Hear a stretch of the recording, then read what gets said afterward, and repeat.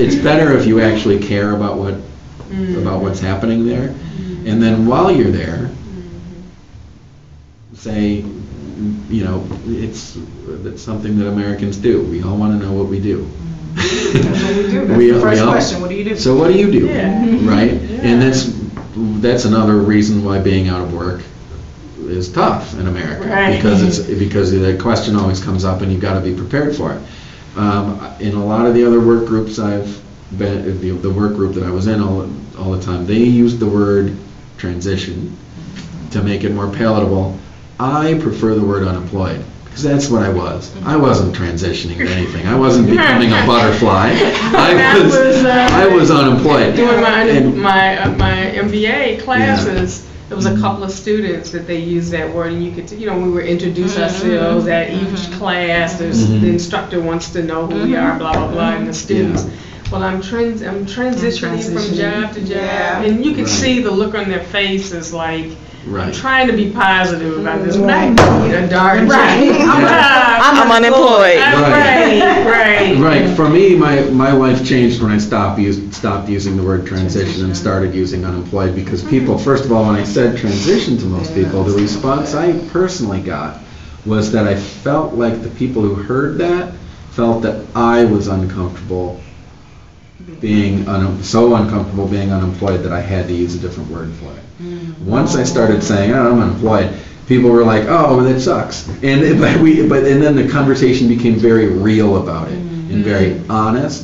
And it's those real, honest conversations that lead, in my experience, to more positive networking. And then what really fed into that, and how work groups are really valuable, is that you come and talk to people about those particular issues, about this is how, what life is like being unemployed. This is what we're looking for. It is everybody's feeling the same psychological pressure. Should I go for this job take this job I don't want that's going to underpay me, or should I hold out? And you'll get the wisdom of people, and once again, inevitably at the end of the day, you've got to do what's best for you, what works for you, and that might mean take whatever job you can get. It might mean hold out. It might mean, because everybody's financial situation is different. Everybody's life is different. Certain people also, they don't have a sense of identity if they don't have a job, and they get lost or whatever. So, but the thing is that the work group though brings a sense of wisdom and accountability to everybody, to where it's like, and then you also see positive reinforcement. People start landing, and the thing that they start getting jobs and getting back into the workforce. And in the work group that I had spent most of my time with, the people who worked the hardest at getting a job got jobs.